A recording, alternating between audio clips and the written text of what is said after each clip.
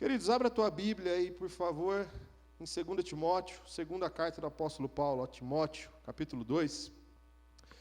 Meus irmãos, hoje nós começamos uma série de mensagens, vamos começar uma série de mensagens falando sobre como vencer as batalhas da vida. A palavra de Deus é muito clara, e Jesus nunca escondeu o fato de que nós estamos em guerra. O termo soldado, se referindo a servos de Jesus, é usado por inúmeras vezes no Novo Testamento. Deus é tratado como general. Tem até um louvor, né? O nosso general, Deus nunca escondeu que nós estamos em guerra. Fato é que a guerra só vai acabar quando subirmos para o céu, amém? Mas toda a guerra ela é formada de batalhas. Já ouviu aquele ditado? Perdi a batalha, mas não perdi a guerra. Não é isso? E muitos de nós têm perdido algumas batalhas. Muitos de nós têm caído no campo de batalha e têm desistido. Mas em nome de Jesus, a partir de hoje, nós vamos aprender, à luz da palavra de Deus, como permanecemos em pé, como vencemos as batalhas que se levantam contra nós. Ontem eu fui fazer uma visita para uma família que tinha perdido um ente querido, um rapaz jovem, de 23 anos, que se suicidou semana passada. E ontem nós tomamos um tempo ali conversando com a mãe, conversando com a família. E a mãe falou: Davi, a minha vida é engraçada. Quando eu acho que eu estou tomando fôlego, vem alguma coisa, me dá uma pancada e eu perco fôlego de novo. E quando eu acho que vai melhorar, acontece alguma coisa. Eu falei: não, irmã, deixa eu falar uma coisa para a senhora. Não é só com você. A vida de todo homem e mulher de Deus é assim. Charles Spurgeon chega a dizer, o príncipe dos pregadores, que o início da caminhada com Cristo envolve muito mais perdas do que ganho. E é verdade. Humanamente falando, quando alguém decide caminhar com Jesus, nós renunciamos a muito mais coisas do que ganhamos humanamente falando. Amém? É verdade. Mas no final vem a recompensa. Mas enquanto nós estamos aqui, nós iremos aprender como vencer as batalhas que se levantam contra nós. Semana que vem nós iremos tratar sobre um dos nossos maiores inimigos, que é o pecado. Nós vamos falar sobre ele semana que vem, mas hoje eu quero que você entenda de uma forma mais ampla qual deve ser a nossa postura diante das batalhas da vida. Como agir, o que fazer? Está disposto a aprender comigo? E nós juntos aprendemos com a palavra de Deus? Amém. 2 Timóteo, capítulo 2, no verso 4, diz assim: nenhum soldado se deixa envolver pelos negócios da vida civil, já que deseja agradar aquele que o alistou. Mais uma vez, nenhum soldado se deixa envolver pelos negócios da vida civil, já que deseja agradar aquele que o alistou. Feche os teus olhos, curva a tua cabeça, vamos orar mais uma vez. Senhor Jesus, nós te agradecemos, Pai, pela oportunidade de estarmos aqui. Aprendemos com a tua palavra, Pai. Senhor, eu não conheço o íntimo de cada um, nem a vida de cada um aqui, mas o Senhor conhece cada detalhe, cada vírgula, cada ponto das nossas vidas, Pai. O Senhor já tem contado todos os nossos dias, por isso nos ensina como nos portar diante das adversidades e das batalhas que vão se levantar, e talvez batalhas que já estão sendo travadas por cada um aqui. Que o Teu Espírito Santo nos convença, que o Teu Espírito Santo nos faça mudar de vida, que faça mudar, Senhor, a nossa postura, que o Teu Espírito Santo nos leve a ter uma forma de enxergar as batalhas diferente.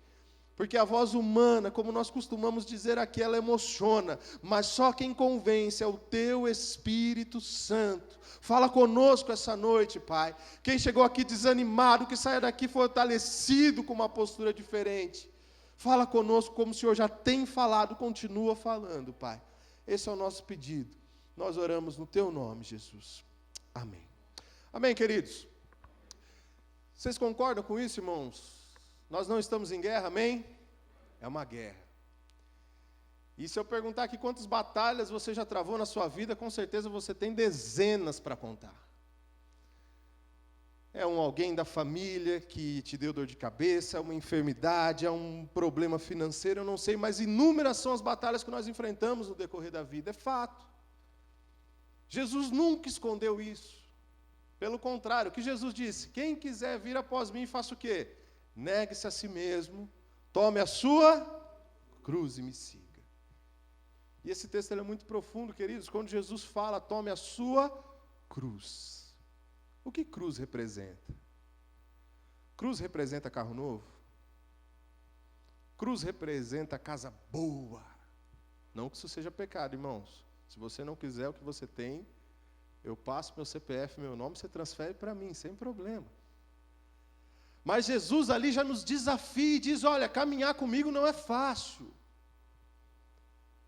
Em outro momento, Jesus faz a analogia da porta estreita, olha, larga a porta, larga o caminho que leva à perdição, muita gente vai por ele, mas olha, o caminho que leva à vida, ele é estreito, ele é difícil de andar. Poucas pessoas vão por ele porque não é fácil. Caminhar com Jesus não é fácil, como o pastor Fantini diz aqui, ser cristão não é para qualquer um.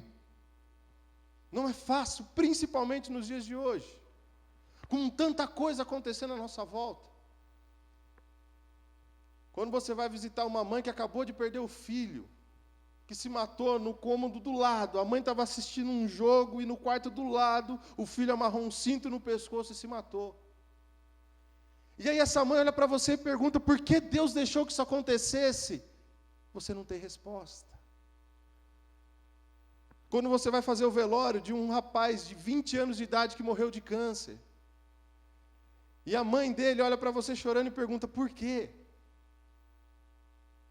Nós não temos resposta. Nós cremos que Deus é soberano em tudo isso, amém? É pela fé, queridos. Porque só realmente sendo cristão, crendo na vida eterna, para continuar firme na fé diante dessas batalhas da vida.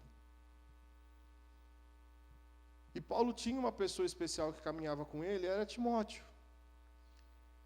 E Timóteo, um pastor jovem, quando foi comissionado ao ministério pastoral, já enfrentou alguma resistência, as pessoas criticavam Timóteo porque Timóteo era jovem.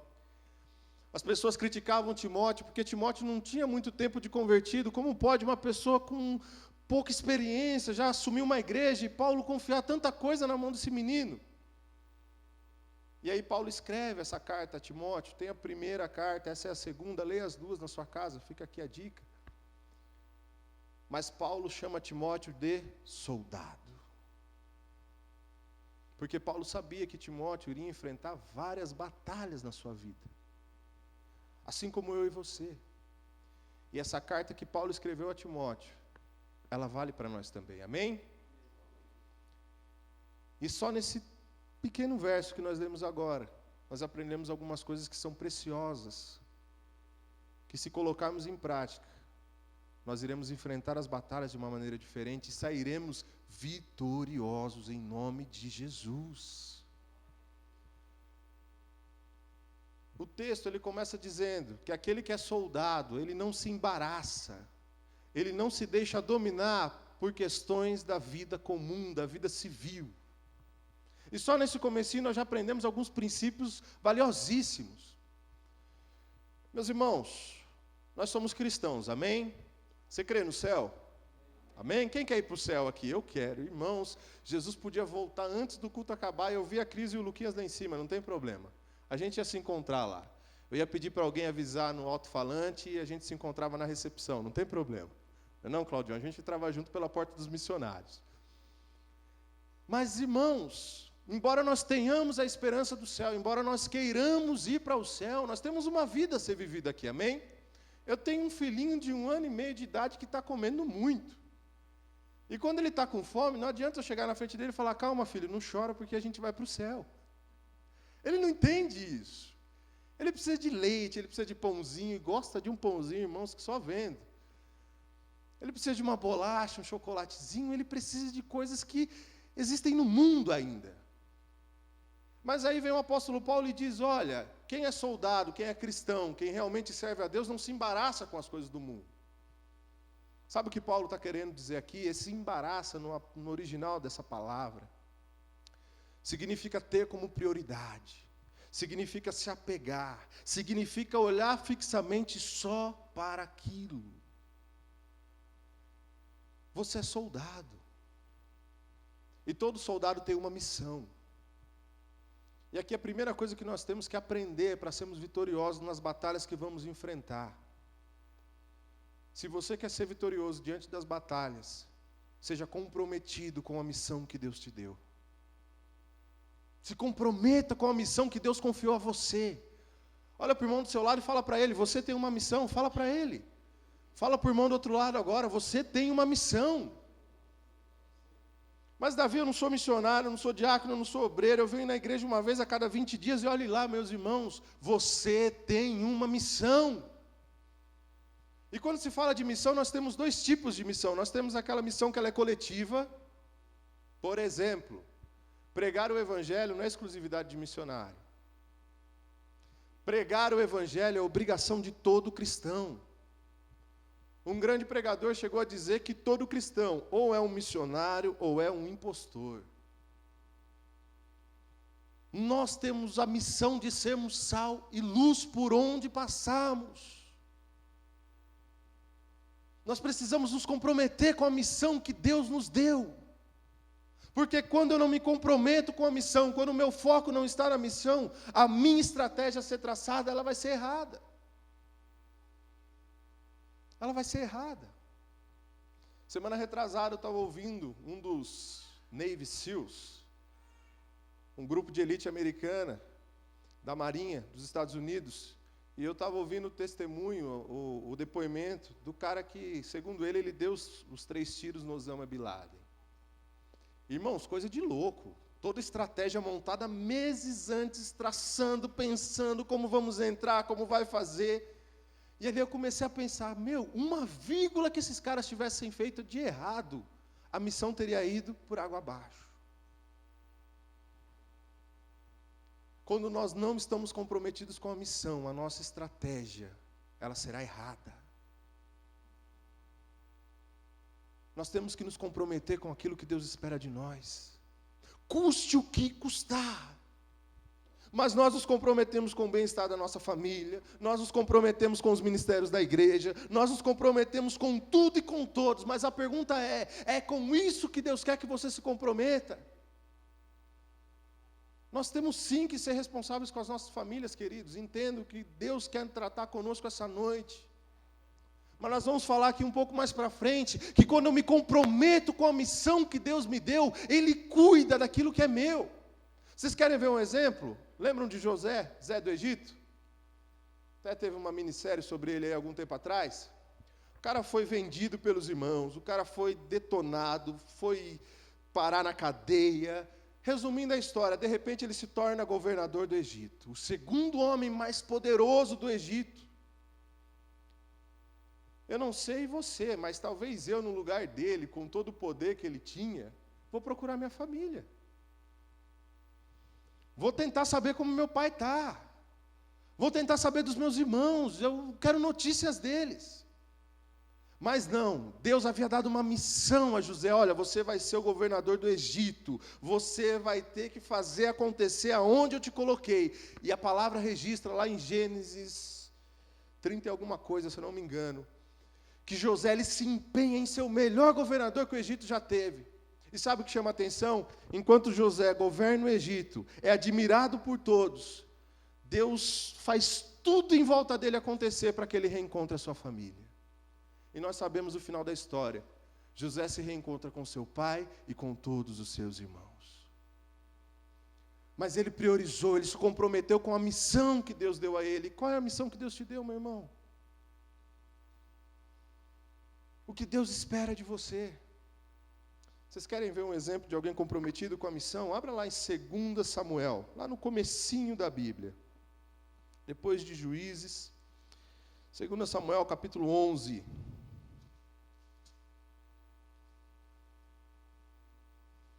Segunda Samuel, capítulo 11. Lembram de Davi, o homem segundo o coração de Deus? Amém? Mas pisou na bola, não pisou? Pisou feio, deu mancada. Mas olha só o que Urias, que foi a pessoa que Davi matou, fez. Olha o exemplo de alguém que é comprometido com a sua missão. 2 Samuel capítulo 11, a partir do versículo 7, diz assim: Quando Urias chegou, Davi perguntou-lhe como estavam Joabe e os soldados e como estava indo a guerra. Queridos, Davi, quando pisa na bola, a mulher de Urias engravida, e Davi manda Urias voltar da guerra para quê? Armar todo um plano, aquela coisa de novela das 7 mesmo, para que Davi não carregasse aquela culpa. E aí Urias chega, Davi dá aquela de João sem braço: como vai a guerra, como estão os soldados, como está indo e tal. E olha só o que Urias diz. Quando Urias chegou, Davi perguntou-lhe como estava Joabe e os soldados e como estava indo a guerra. Ele disse, olha o que Davi disse para Urias: vá descansar um pouco em sua casa. Urias saiu do palácio e logo lhe foi mandado um presente da parte do rei. Mas Urias dormiu na entrada do palácio, onde dormiam os guardas do seu senhor, e não foi para casa. Urias estava há vários dias no campo de guerra. Davi manda chamá-lo, manda ele ir para casa descansar. Davi dorme na porta do palácio. Continue acompanhando comigo. Quando informaram a Davi que Urias não tinha ido para casa, ele lhe perguntou: depois da viagem que você fez, por que você não foi para casa? Então Urias respondeu: a arca e os homens de Israel e de Judá repousam em tendas. O meu senhor Joabe e os seus soldados estão acampados ao ar livre. Como poderia eu ir para casa comer, beber e deitar-me com a minha mulher? Juro por teu nome e por tua vida que não farei uma coisa dessas. Aqui está o exemplo de alguém comprometido com a missão que foi dada. Depois de vários dias no campo de guerra, Urias vem, Davi fala: Urias, vai descansar, cara. Vai para casa, aproveita com a sua mulher, descansa, come, toma um banho.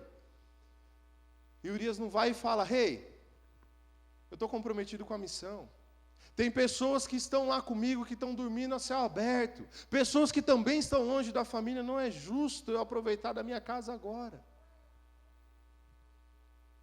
Urias era comprometido com a missão que Deus havia lhe dado. Volta um pouco agora para 1 Samuel, capítulo 17. Falamos de Urias, agora vamos falar de Davi.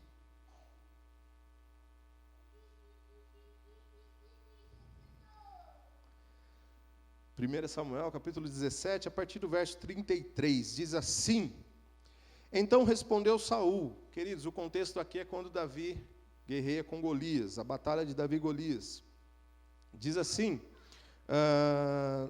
a partir do verso 33, respondeu então Saul: você não tem condições de lutar contra esse filisteu. Você é apenas um rapaz e ele é um guerreiro desde a mocidade. Davi, entretanto, disse a Saul: teu servo toma conta das ovelhas do seu pai. Quando aparece um leão ou um urso e leva uma ovelha do rebanho, eu vou atrás dele, dou-lhe golpes e livro a ovelha da sua boca. Quando se vira contra mim, eu o pego pela juba e lhe dou golpes até matá-lo. Teu servo pôde matar um leão e um urso. Esse filisteu incircunciso será como um deles, pois desafiou o exército do Deus vivo. É muito bonito quando a gente fala de Davi como rei, amém? Tinha visibilidade, Davi era rei, era visto por todos. E nós estamos vendo no cenário do nosso país, e eu fico bobo, eu não vou entrar aqui no mérito da política, mas com toda essa questão em torno da Dilma, do PT, está pipocando muita coisa de muita gente, não é verdade? E queridos, eu sou a favor do impeachment, com algumas ressalvas, mas sou a favor. Mas o engraçado é que pessoas que vão ficar no lugar dela são tão ruins quanto ela. Mas o nosso foco está em quem? Em quem é presidente, amém? Outras pessoas fizeram coisas até piores, mas a presidente é a Dilma, então o foco está nela. Depois, quem vai assumir se é pior, aí, quando for presidente também, a gente toma uma providência, mas agora o foco está na presidente. E a gente fala muito do que Davi fez quando era rei. Mas a missão, Davi começou a ser preparado para ser rei. Ele recebeu a missão de reinar quando ele era um simples pastor de ovelhas. Imagina um rebanho grande, queridos, 400, 500, 600 ovelhas. Aí, de repente, vem um leão. Irmãos, é um leão. É um leão, queridos. Não é um cachorro. É um leão, e naquela época não tinha espingarda, não tinha nada. Vem um leão e pega uma ovelha no meio de 400. Talvez eu e você ia fazer aquela vista grossa e falar, bom, quando eu for fazer o relatório eu dou um jeito aqui, coloco uma mais, mas eu não vou me meter a besta com um leão. Mas Davi tinha uma missão. A missão dele naquele momento era o quê? Cuidar daquele rebanho. A missão dele era zelar pela vida de cada uma daquelas ovelhas. E ele se comprometeu com aquilo. E por mais de uma vez colocou a sua vida em risco. Só que o engraçado é que aquilo ele não sabia, mas era uma preparação para enfrentar Golias. Meu irmão, se comprometa com a missão, por menor que ela pareça para você. Porque isso é Deus se preparando para enfrentar o Golias lá na frente no campo de batalha. E quando Golias aparecer diante de você, o teu comprometimento com a missão vai te fazer lembrar do leão que você já matou, vai fazer você lembrar do urso que você já matou, e em nome de Jesus o gigante vai cair e a batalha será sua. Creia nisso. Comprometido com a missão, comprometido com aquilo que Deus espera. Outro ponto de quem não se envolve com as coisas da vida civil é prioridade. Queridos, só vence batalha quem tem como prioridade aquilo que realmente é prioridade. Abra a tua Bíblia, vamos voltar lá para o Novo Testamento, em Lucas, capítulo 9. Lucas, capítulo 9.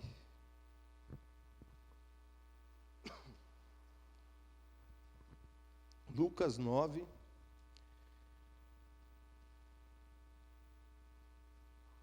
A partir do versículo 57, do verso 57, diz assim: Então, quando andavam pelo caminho, um homem lhe disse: Eu te seguirei por onde quer que fores. Então Jesus respondeu: As raposas têm suas tocas, e as aves do céu têm seus ninhos, mas o Filho do Homem não tem onde repousar a cabeça.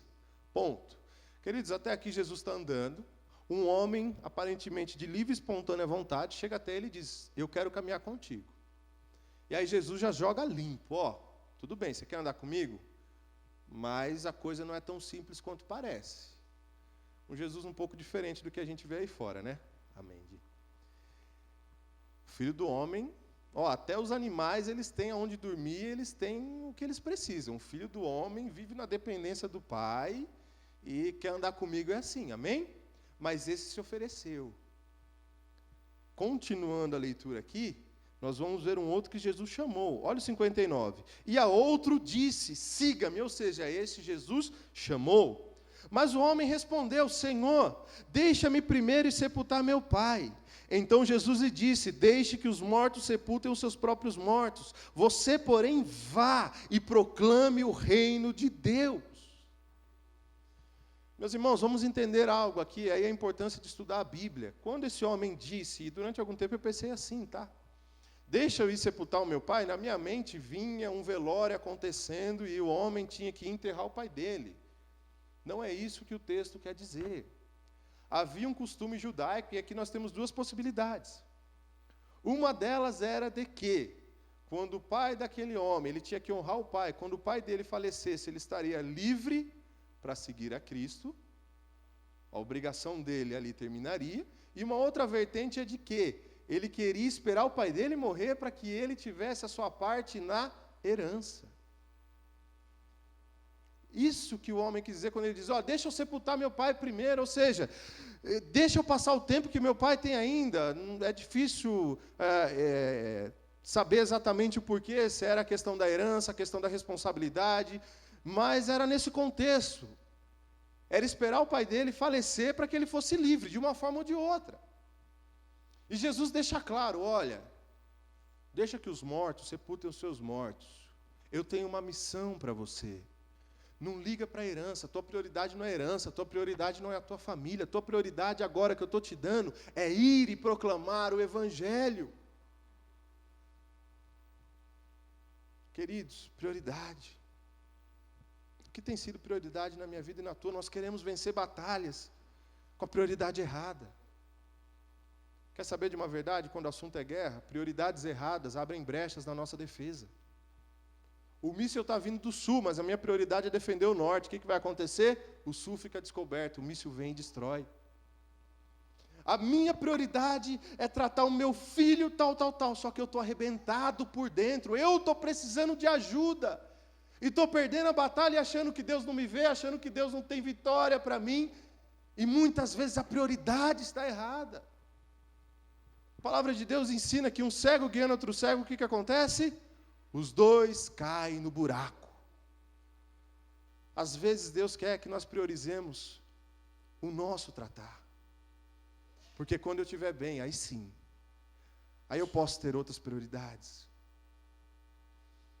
Às vezes Deus quer que você priorize a obra dele nessa casa, porque da sua família ele tem cuidado, e às vezes é o contrário.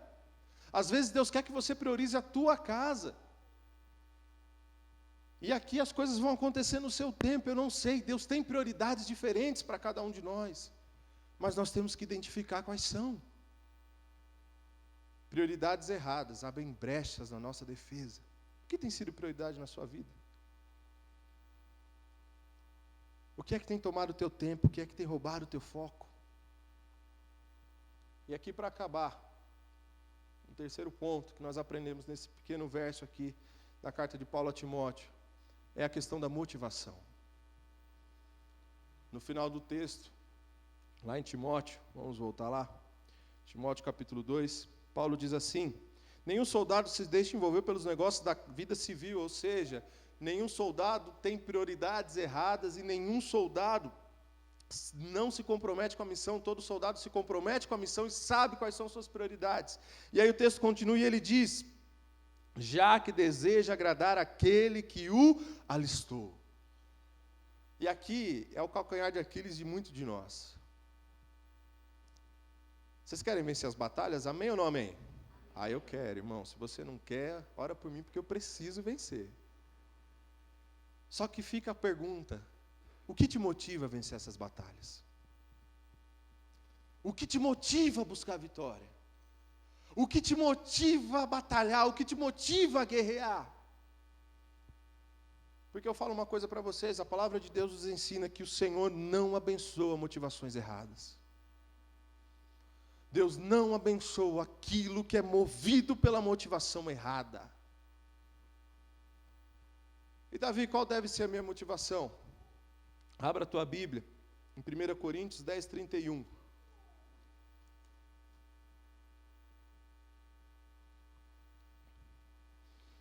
Primeira Coríntios 10, 31.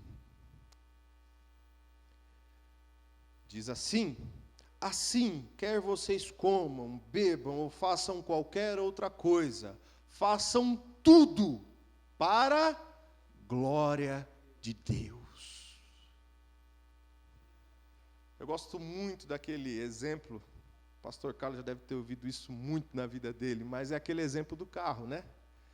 O irmãozinho passa a vida inteira orando: Jesus me dá um carro, Jesus me dá um carro, Jesus me dá um carro, me dá um carro, me dá um carro. Aí vai o irmãozinho e consegue o carro. Aí o primeiro final de semana, ele estava no culto de quarta, de sexta, de sábado e domingo. Aí na primeira semana ele já não veio no de quarta e no de sexta, porque ele teve que fazer alguma coisa. Não, agora eu tenho um carro, fui visitar uns parentes, fui fazer algumas coisas. Aí de repente ele não veio no de sábado. Meu irmão, onde você estava? Não, fui viajar, irmão, estou de carro agora. Aí domingo esquece, EBD é luxo.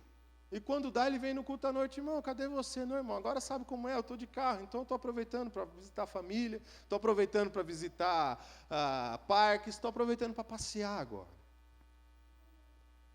Motivação errada.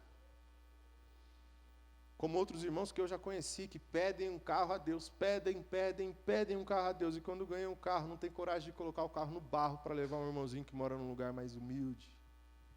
Motivação errada. Tudo em nós deve glorificar a Deus. Davi, eu estou orando para o meu filho ser liberto das drogas, amém. Quando ele for liberto, a minha motivação maior não é só ter paz e não é só vê-lo bem, mas é para que o nome de Deus seja glorificado através da vida dele. Davi, eu estou orando pela cura da pessoa que eu amo, mas não só para vê-la bem, mas para que as pessoas vejam ela curada e glorifiquem a Deus. Glorificar a Deus deve ser a nossa motivação, deve ser o que nos impulsiona. Se não glorifica a Deus, não serve para nós. Ah, só vai me trazer paz, vai me fazer, eu vou me sentir bem. Egoísmo. Egoísmo. Eu fico imaginando, gente, e eu creio nisso, e o pastor Fantini, eu compartilho com ele desse pensamento, ele é um entusiasta também do sobrenatural. Imaginem quando Jesus começar a levantar paralíticos aqui, curar cegos e as coisas começarem a acontecer, irmãos. As atenções vão se voltar para cá. Eu creio nisso porque Jesus faz isso e vai acontecer em breve. Mas aí que está. Nós vemos hoje pessoas, igrejas, grandes igrejas, que vivem, entre aspas, milagres. Dizem ser milagres, eu não sei. Mas que a última coisa que você ouve falar é o nome de Jesus. E aí a pessoa usa aquela cura, entre aspas, para vender um carnê, para vender um lenço, para vender isso, para vender aquilo. E Jesus vai ficando esquecido. Mas eu creio que quando Deus olha e vê o coração voltado a Ele, um coração que deseja a cura, que deseja o milagre para glorificá-lo, Ele olha de uma maneira especial, queridos. Ele olha de uma maneira especial e as coisas acontecem. Qual tem sido a minha motivação e a tua? É só ter paz? Está errado. É só ver a pessoa que eu amo bem? Está errado. Não estou dizendo que é errado sentir isso. O que eu estou dizendo é ter isso como a motivação principal. Mas quando eu junto isso e em primeiro lugar está a glorificação do nome de Jesus Cristo, as coisas acontecem. Eu venço as batalhas. Nós lemos o soldado. O principal objetivo dele no final do texto que nós lemos é cumprir a vontade do Pai, é glorificar o nome daquele que o alistou. Sabe por que você está aqui hoje? Sabe por que eu estou aqui, meus irmãos? Porque um dia Jesus olhou para nós, a graça dele nos alcançou e nós estamos aqui. Foi ele que nos alistou. E se ele nos alistou, foi com o propósito de glorificar o nome dele. A partir de hoje, diante das batalhas, pensa nisso. Senhor, eu estou entrando nessa batalha. Eu recebi o diagnóstico médico, ou eu recebi a notícia do desemprego, ou eu fiquei sabendo de um familiar, eu não sei qual é a batalha. Mas, Senhor, eu estou entrando nessa batalha. E no fim de tudo isso, o meu maior desejo é que o Teu nome seja glorificado. Acima de tudo. Pensando assim, meus irmãos, coisas vão acontecer e as batalhas serão nossas em nome de Jesus. O mundo olhará para nós e não vai ver a gente feliz, mas vai ver o nome dele sendo glorificado através da nossa alegria. Vocês entenderam até aqui? Então, recapitulando, um soldado, aquele que se alista no exército de Cristo, ele tem que se comprometer com a missão, ele não se apega com as coisas civis, porque quando nós nos alistamos, existe uma guerra acontecendo, nós nos comprometemos com a missão. Nós temos como prioridade aquilo que é prioridade para o Senhor. E como nós acabamos de falar, o nosso maior objetivo, em tudo, é que o nome dele seja glorificado, acima de todo e qualquer nome.